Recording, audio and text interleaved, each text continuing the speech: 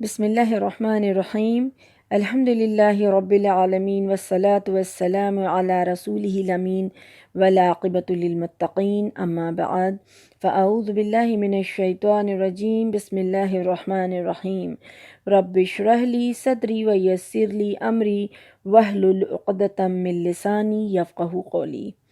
السلام علیکم ورحمۃ اللہ وبرکاتہ۔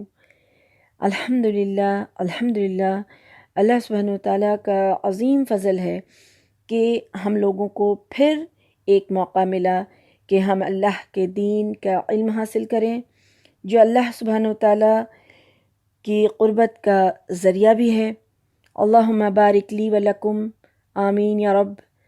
اللہ سبحانہ وتعالیٰ سے دعا ہے کہ ہمیں اور آپ کو علم حاصل کرنے میں برکت دے اور توفیق عطا فرمائے کہ ہم اس علم کے مطابق عمل کریں اور اس کوشش کو جنت میں جانے کا باعث بنا دے، آمین یا رب العالمین۔ اب جو ہم لوگوں کا نیا جو درس کا سلسلہ شروع ہو رہا ہے وہ ہے جنت کا بیان۔ جنت مرنے کے بعد دوسری زندگی میں ہر انسان کی جو آخری منزل ہے یا تو جنت ہے یا تو جہنم ہے، اور ہر انسان، ہم اور آپ میں سے ہر کسی کو کم و بیش یہ ہمارے ذہن میں تصور ہے، موجود ہے، اور ہم اس کو جانتے ہیں کہ جنت کیا ہے اور جہنم کیا ہے۔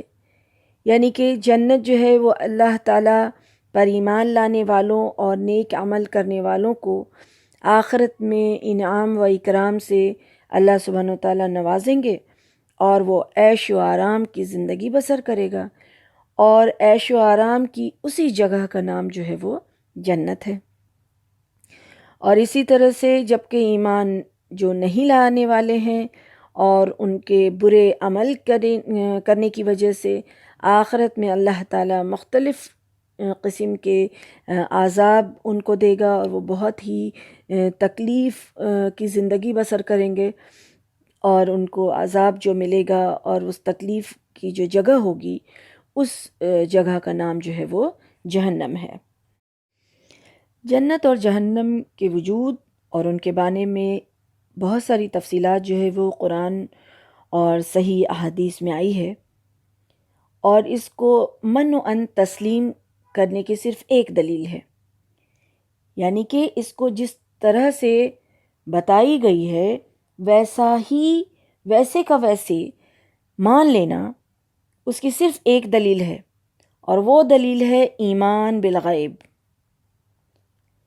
اور اسی ایمان بالغیب کو اللہ سبحانہ وتعالیٰ نے قرآن مجید میں ہدایت کے لیے جو سب سے پہلی شرط جو رکھی ہے، جو سب سے پہلی شرط قرار دیا گیا ہے، وہ یہی ایمان بالغیب ہے۔ یعنی کہ اللہ سبحانہ وتعالیٰ قرآن میں کیا فرماتے ہیں کہ ذالک الکتاب لا ریب فیہ ھدی للمتقین الذین یؤمنون بالغیب ویقیمون الصلاۃ ومما رزقناہم ینفقون۔ یعنی کہ یہ اللہ کی کتاب ہے، اس میں کوئی شک نہیں، اس میں ہدایت ان پرہیزگاروں کے لیے ہے جو غیب پر ایمان لاتے ہیں۔ تو سب سے پہلی شرط کیا بتائی گئی؟ غیب پر ایمان لانا۔ اس کے بعد پھر نماز اور رزق میں سے خرچ کرنا، وہ بات آئی۔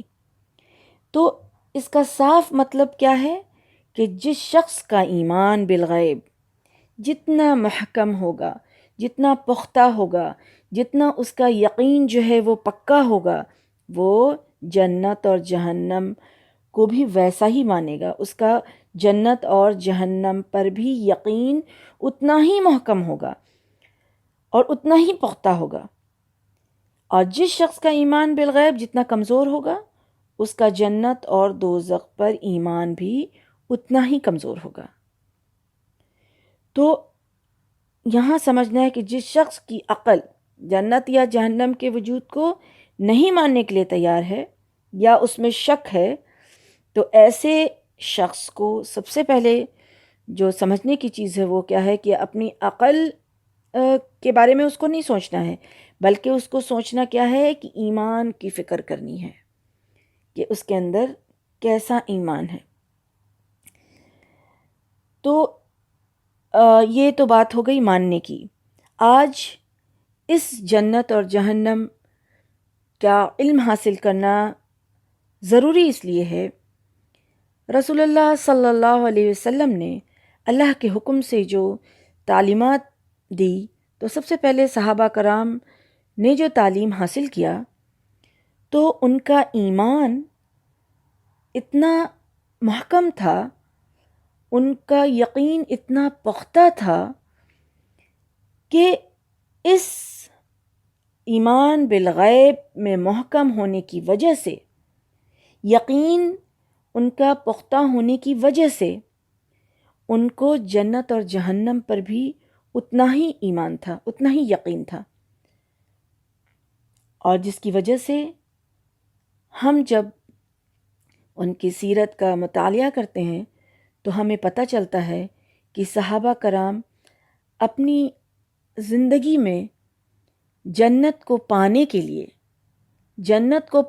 لیے ان لوگوں نے ایسا عمل کیا اپنی زندگی میں کہ اگر ایک عام فہم والا شخص اس کے بارے میں جانے اور سوچے تو کبھی تو اس کے دل دماغ میں یہ وسوسہ آئے کہ کیسے نعوذ باللہ وہ دیوانے شخص تھے جنہوں نے اپنے رشتہ دار کی پرواہ نہ کی، جنہوں نے اپنے مال و دولت کی پرواہ نہ کی، جنہوں نے اپنے سونے کھانے پینے کی پرواہ نہ کی، جنہوں نے اپنے جان کی پرواہ نہ کی، یہ کیسے شخص تھے؟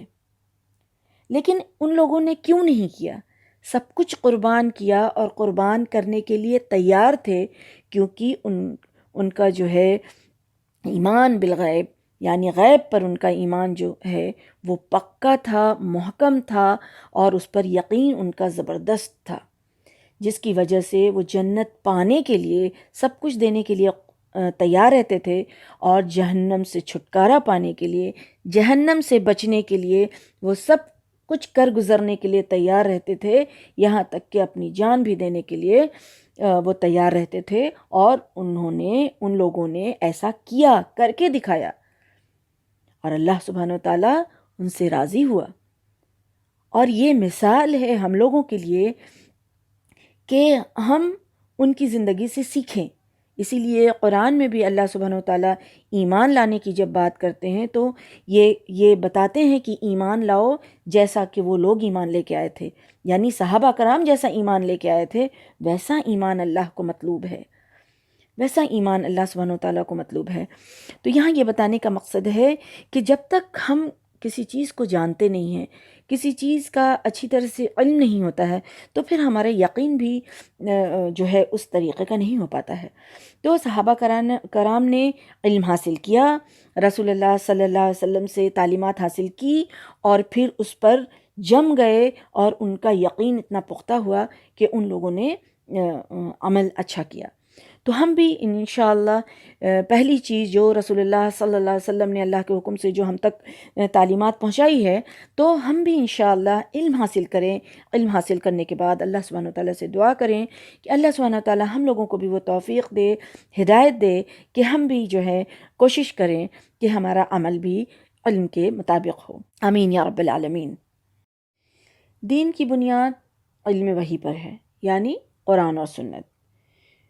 اس لیے علم وحی کی پیروی، یعنی قرآن و سنت کی پیروی، ہمیشہ لوگوں کے لیے فلاح اور نجات کا ہی باعث بنی ہے، اور ایسے لوگ ہی کامیاب ہوئے ہیں۔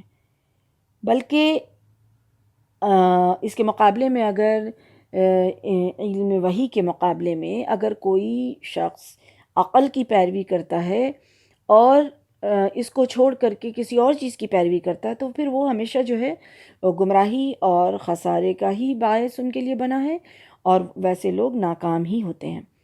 انبیاء کرام کی جو دعوت کے جواب میں جن لوگوں نے ان کی تعلیمات کو ایکسیپٹ کیا اور ایمان بالغیب لے آئے، مرنے کے بعد کی جو زندگی ہے، قبر کی زندگی ہو یا حشر نشر کی زندگی ہو، حساب کتاب ہو، یا جنت اور جہنم ہو، اس کو مان لیا، اور مان لینے کے بعد وہ ان لوگوں کا جو عمل ہوتا ہے تو پھر علم کے مطابق ہوتا ہے، پھر اللہ سبحانہ تعالیٰ ایسے ہی شخص کو کامیابی تک لے جاتے ہیں، کامیابی نصیب ہوتا ہے ایسے لوگوں کو۔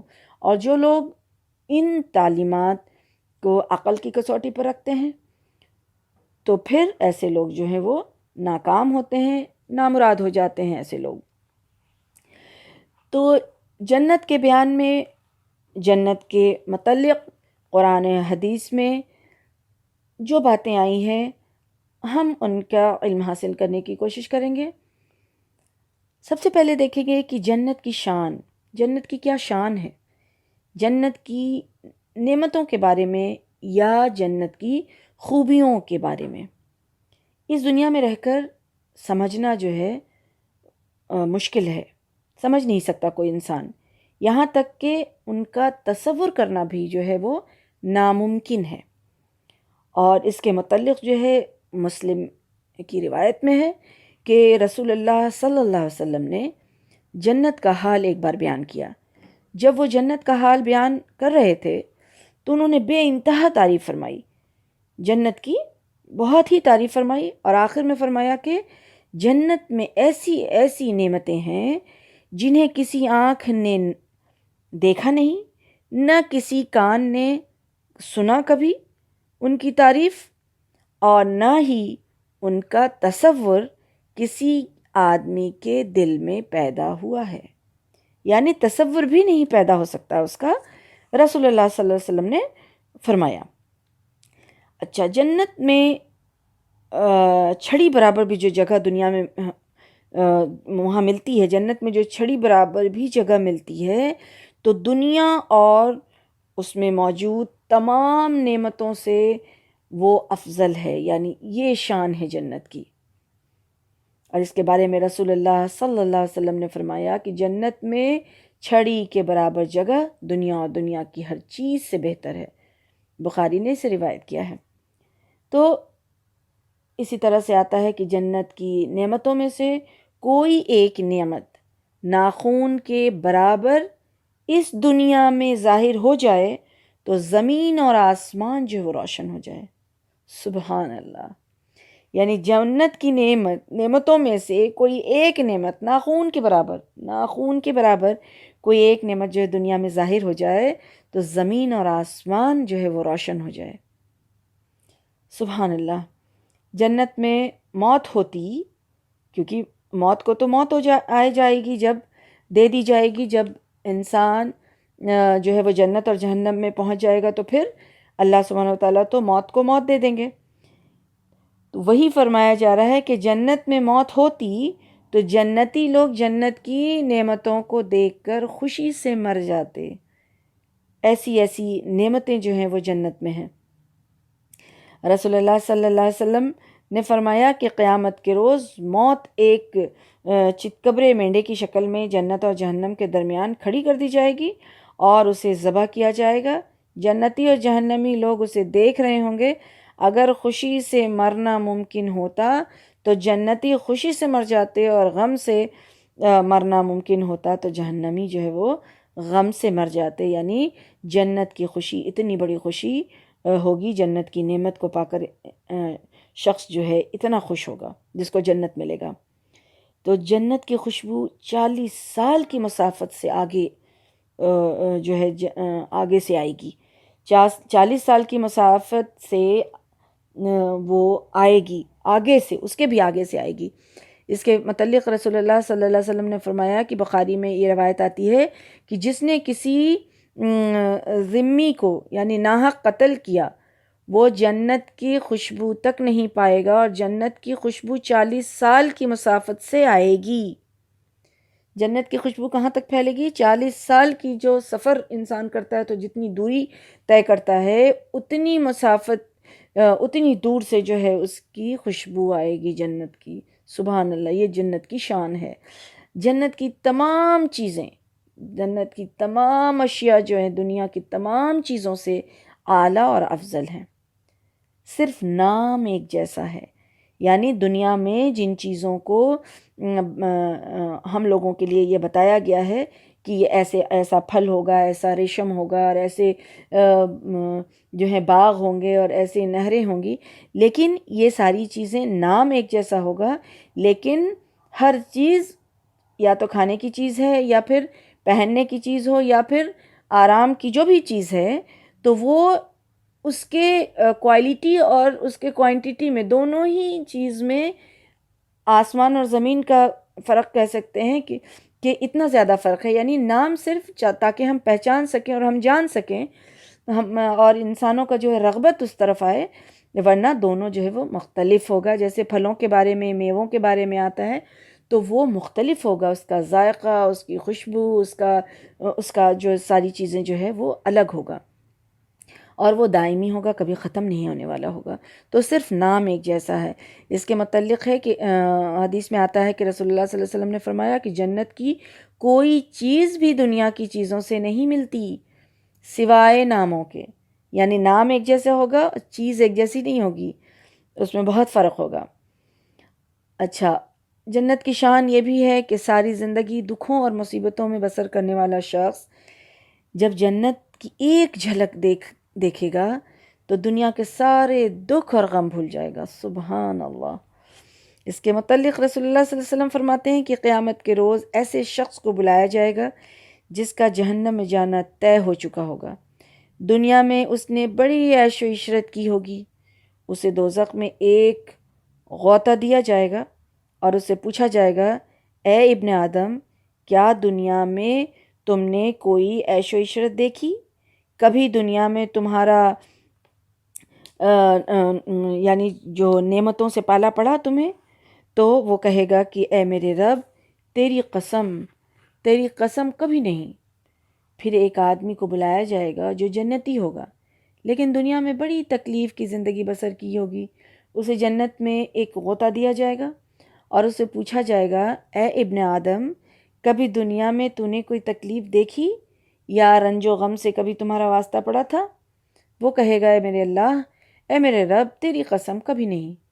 مجھے تو نہ کبھی رنج و غم سے واسطہ پڑا، نہ کبھی کوئی دکھ یا تکلیف دیکھی. سبحان اللہ. یہ مسلم کی روایت میں ہے. یعنی کہ انسان کو جب جنت کا ایک جھلکی دکھایا جائے گا، وہ تو سارے رنج و غم کو وہ بھول جائے گا، سارے رنج و غم کو بھول جائے گا. جتنی مصیبتیں اور پریشانی اور تکلیفیں برداشت کر کے وہ دنیا میں جائے گا، وہ ساری چیز بھول جائے گا. یہ ہے جنت کی شان. جنت کی نعمتیں اور درجات دیکھنے کے بعد اہل جنت جو ہے وہ حسرت کریں گے.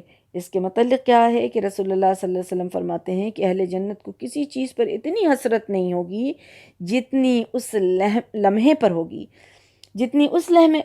ہوگی جو دنیا میں اللہ کی یاد کے بغیر گزر گیا. سبحان اللہ. اسے طبرانی نے روایت کیا ہے. یعنی کہ جنت ملنے کے بعد جنتی بھی حسرت کریں گے، اور وہ ان کی حسرت کیا ہوگی کہ اللہ اکبر، جو لمحہ ایک لمحہ جو ہے وہ اللہ کی یاد میں کیوں نہیں گزارا. اگر اس کا کچھ لمحہ بھی جو ہے وہ اللہ کی یاد کے بغیر گزرا ہوگا تو اس چیز کی وہ حسرت کرے گا کہ میں نے اسے کیوں ضائع کیا تھا. ایسی نعمتوں والی جو ہے وہ جنت ہوگی، اور یہ جنت کی شان ہے. سبحان اللہ.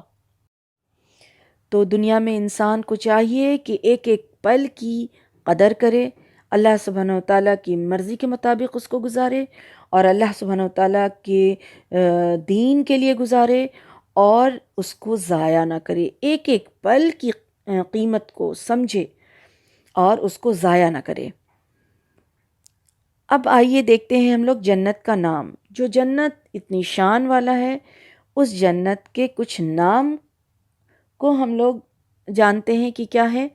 کہ جنت کا ایک نام ہے دار السلام، یعنی سلامتی والا گھر. اللہ سبحانہ وتعالیٰ سورہ یونس میں فرماتے ہیں کہ واللہ یدعو الی دار السلام ویہدی من یشاء الی صراط مستقیم. اور اللہ تعالیٰ تمہیں دار السلام کی طرف دعوت دے رہا ہے. اللہ اکبر. اللہ سبحانہ وتعالیٰ یہ چاہتے ہیں کہ میرا ہر بندہ جنت میں آئے، جنت میں جائے. جنت بنایا گیا ہے اسی لیے تاکہ اللہ کے فرما بردار بندے اور اللہ کے حکم پر چلنے والے بندے بنیں اور اس جنت میں جائیں۔ تو اللہ تعالیٰ کیا چاہتے ہیں؟ اللہ تعالیٰ بلا رہے ہیں، کس طرف بلا رہے ہیں؟ اللہ تعالیٰ بلا رہے ہیں جنت کی طرف۔ تو دنیا میں انسان کو جو بھی تکلیف پہنچتی ہے، جو بھی مصائب پہنچتا ہے دنیا میں، جو کچھ بھی اٹھا، تو بس یہ سوچے کہ ہاں اللہ سبحانہ تعالیٰ تو میرے لیے جنت چاہتا ہے۔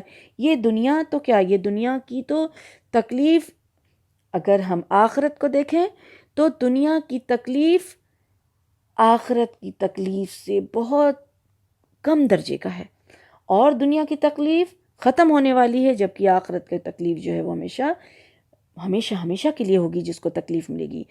جنت کی بات اللہ سبحانہ وتعالیٰ تو جنت کی طرف، دارالسلام کی طرف، سلامتی والے گھر کی طرف اللہ سبحانہ وتعالیٰ جو ہے وہ دعوت دیتے ہیں بندے کو، یعنی کہ ہر چیز جو مل رہی ہے دنیا میں، اس میں اللہ سبحانہ وتعالیٰ کی مرضی پر راضی ہو جائے انسان، اور پھر سوچے کہ یہاں کی نعمت اگر نہ بھی ملی تو کیا ہوا، یہاں کی نعمت تو اس نعمت سے بہت ہی کم درجے کا ہے، اور بہت زیادہ بھی نعمت یہاں مل جائے تو وہ ختم ہونے والا ہے، جبکہ جنت کا نعمت جو ہے، آخرت کا نعمت جو ہے، وہ تو کبھی نہ ختم ہونے والا ہے۔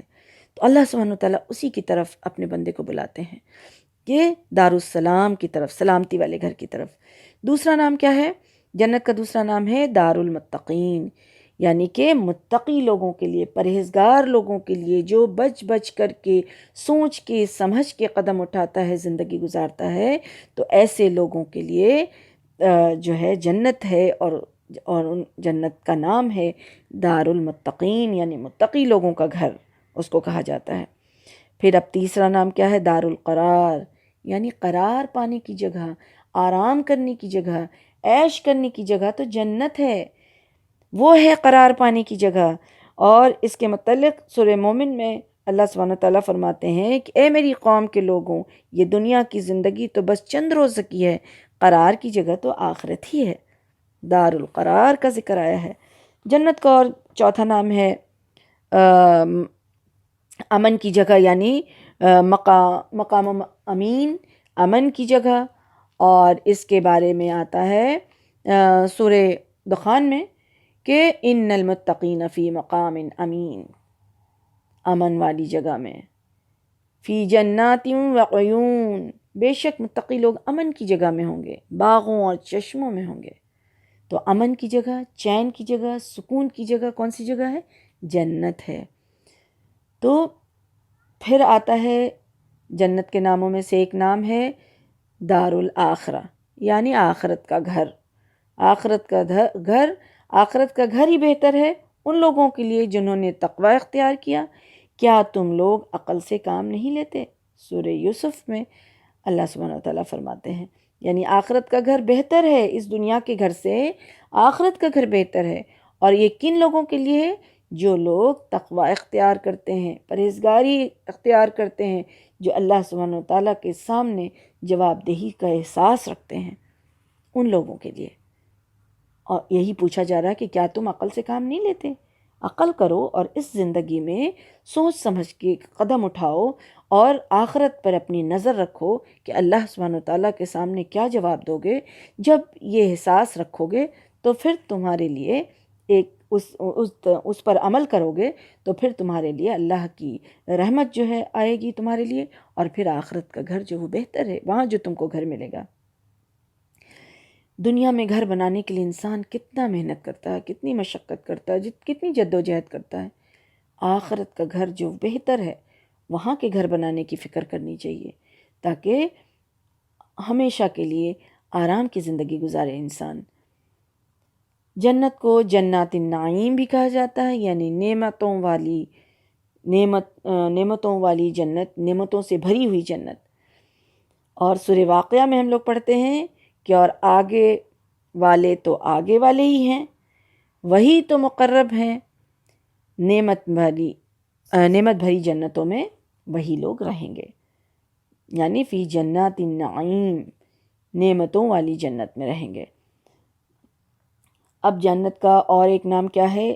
جنات عدن، یعنی سدا بہار جنت، یعنی ہمیشہ وہاں ہریالی، ہمیشہ وہاں خوشی، ہمیشہ وہاں امن، ہمیشہ وہاں چین، ہمیشہ وہاں نعمت، یعنی کہ جو بھی چیز ہے سدا بہار، ہمیشہ وہاں بہار ہی بہار ہے، کبھی نہ ختم ہونے والی اور کبھی کم نہ ہونے والی، وہ سدا بہار جنت، جنات عدن۔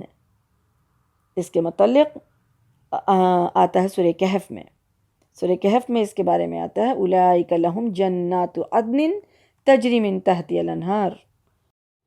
تو جنت کی شان اور جنت کے نام کو جاننے کے بعد اب ہم دیکھتے ہیں جنت کی وسعت۔ جنت کی کم سے کم وسعت کا تصور زمین اور آسمانوں کی وسعت کے برابر ہے، کم سے کم، سب سے کم، لیکن زیادہ سے زیادہ وسعت کی کوئی حد ہی نہیں ہے، کیونکہ اللہ سبحانہ وتعالیٰ خود فرماتے ہیں سورہ آل عمران میں کہ وَسَارِعُوا إِلَى مَغْفِرَةٍ مِّن رَبِّكُمْ وَجَنَّةٍ عَرْضُهَا السَّمَاوَاتُ وَالْأَرْضُ أُعِدَّتْ لِلْمُتَّقِينَ، دوڑو اپنے رب کی مغفرت کی طرف اور اس جنت کی طرف جس کی صرف چوڑائی آسمانوں اور زمین کی وسعت جیسی ہے۔ وہ جنت متقی لوگوں کے لیے تیار کی گئی ہے۔ اور جنت کے وسعت کے بارے میں ہم جانیں تو دیکھتے ہیں کہ جنت کو دیکھنے کے بعد ہی اصل میں جو ہے وہ صحیح طور پر اندازہ ہو سکتا ہے کہ جنت کی وسعت کیا ہوگی، لیکن جنت کتنی بڑی ہے اور اس کی نعمت جو ہے کتنی عظیم ہے، یہ جان پانا جو ہے وہ بہت ہی مشکل کام ہے۔ اور یہ اللہ سبحانہ وتعالیٰ خود فرماتے ہیں کہ وَإِذَا رَأَيْتَ ثَمَّ رَأَيْتَ نَعِيمًا وَمُلْكًا كَبِيرًا، اور جب تم جنت کو دیکھو گے تو ہر طرف نعمت ہی نعمت اور ایک بڑی سلطنت کا سر و سامان تمہیں نظر آئے گا۔ سورہ دہر میں، سورہ انسان میں اللہ سبحانہ وتعالیٰ فرماتے ہیں، یعنی جنت کے 100 درجات ہیں اور ہر درجے کے درمیان اتنا فرق ہے جتنا زمین اور آسمان کے درمیان فاصلہ ہے۔ سبحان اللہ، جنت کے 100 درجات ہیں اور ہر درجے کے درمیان میں کتنا فاصلہ ہے؟ زمین اور آسمان کے میں جتنا فاصلہ ہے اتنا فاصلہ ہے۔ دیکھتے ہیں کہ جنت میں جو ایک درخت ہوگا، جنت میں جو ایک درخت کا سایہ اتنا لمبا ہوگا، اتنا لمبا ہوگا کہ گھڑ سوار 100 برس تک، یعنی ایک شخص گھوڑے پر بیٹھ کر 100 برس تک مسلسل یعنی کنٹینیو اس کے سائے میں سفر کرتا رہے تب بھی ختم نہیں ہوگا۔ سبحان اللہ، کیا کوئی شخص تصور کر سکتا ہے؟ یہ ساری چیزیں جو بتائی جا رہی ہیں، بس جیسے کا تیسے ہی ہم لوگوں کو جتنا بتایا جا رہا ہے اتنا ہی ہمیں سمجھ لینا ہے اور اس پر ایمان لانا ہے اور اس پر یقین رکھنا ہے، ورنہ ایک انسان 100 برس تک مسلسل ایک درخت کے سائے میں، وہ بھی گھوڑے پر سواری کرتا رہے اور اس کا سایہ ختم نہ ہو، یہ ایک درخت کی بات ہے، اور جنت میں کتنے درخت ہوں گے۔ سبحان اللہ۔ اس کے وسعت کے بارے میں آتا ہے کہ سب سے آخر میں جو جنت میں جو شخص جائے گا، یعنی جو ہم کچھ جنت میں جائیں گے اور کچھ جہنم میں جائیں گے لوگ نا، تو جہنم میں جو لوگ جائیں گے اس میں سے جو نکالے جائیں گے تھوڑے تھوڑے کر کے عمل کے مطابق، اور رسول اللہ صلی اللہ علیہ وسلم اور ان سب کی جو شفاعت سے، تو آخر میں جو شخص نکلے گا اس شخص کو جو جنت میں جگہ ملے گی وہ 10 گنا اس دنیا سے 10 گنا وسیع ملے گی، یعنی 10 گنا زیادہ۔ سبحان اللہ، اس کو عطا کیا جائے گا۔ جب وہ جہنم سے نکال کر کے لایا جائے گا اور جب وہ جنت کے دروازے پر پہنچے گا تو اللہ سبحانہ وتعالیٰ سے پوچھیں گے کہ کیا چاہیے تم کو، تو وہ پھر فرمائے گا کہ ہاں، پھر اس کو ایسا لگے گا کہ اس کو تو جنت چاہیے تھا، وہ اس کو ایسا لگے گا، وہ جنت دیکھے گا تو دیکھے گا کہ یہ تو لگتا ہے کہ جنت تو پوری بھر چکی ہے، ہم تو سب سے آخر میں آئے ہیں۔ تو اب اللہ سبحانہ وتعالیٰ اس کو فرمائیں گے کہ ٹھیک ہے، تم جتنا مانگ رہے ہو وہ بھی دیا جائے گا، اور اس دنیا کے برابر جو ہے 10 دنیاؤں، یعنی اس دنیا سے 10 گنا تم کو زیادہ دیا جا رہا ہے تمہارے لیے۔ تو وہ شخص کہے گا کہ یا اللہ تعالیٰ ہم سے مذاق کر رہے ہیں؟ تو اللہ سبحانہ وتعالیٰ کہیں گے کہ نہیں، اس کے بارے میں رسول اللہ صلی اللہ علیہ وسلم نے جب یہ سنا اور جب یہ حدیث فرما رہے تھے تو رسول اللہ صلی اللہ علیہ وسلم کی جو ہے وہ داڑھیں جو ہے مبارک جو ہے وہ نظر آنے لگی، وہ مسکرا اٹھے۔ اور ایک دوسری حدیث کی روایت میں آتا ہے کہ اللہ تعالیٰ اس آدمی کے جواب میں پھر فرمائیں گے کہ میں تجھ سے مذاق نہیں کر رہا ہوں، بلکہ میں جو کام چاہتا ہوں اس پر پوری طرح قادر ہوں، اس کی قدرت رکھتا ہوں، اس لیے تمہیں دے رہا ہوں۔ یعنی کہ جو جنت میں شخص سب سے آخر میں جائے گا، آخر میں جنت میں جانے والا جو شخص ہوگا، اس کو جو جنت میں جگہ ملے گی وہ اس دنیا سے 10 گنا وسیع ملکیت اس کو وہاں ملی، عطا کیا جائے گا۔ سبحان اللہ! تو جنت کی اصل وسعت کے بارے میں اندازہ لگانا کتنا مشکل ہے۔ آخری آدمی کو اس دنیا سے 10 گنا زیادہ جگہ عطا کرنے کے باوجود جنت میں جگہ بچ جائے گی، جسے بھرنے کے لیے اللہ تعالیٰ نئی مخلوق پیدا فرمائیں گے۔ اب اس میں کیا ہوگا، کیسے ہوگا، وہ اللہ سبحانہ و تعالیٰ ہی جانتے ہیں۔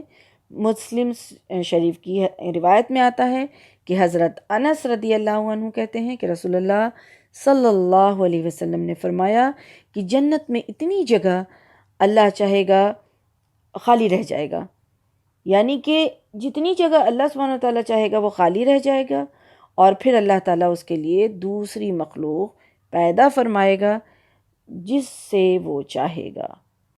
ربنا آتنا من لدنک رحمتا وہیئ لنا من امرنا رشدا۔ اللہ سبحانہ وتعالیٰ سے دعا ہے کہ اللہ سبحانہ وتعالیٰ ہمیں اپنے پاس سے رحمت عطا فرما دیں اور ہمارے معاملات میں اصلاح کی صورت پیدا فرما دیں۔ آمین یا رب العالمین۔ سبحانک اللہم وبحمدک، اشہد ان لا الہ الا انت، استغفرک و اتوب الیک۔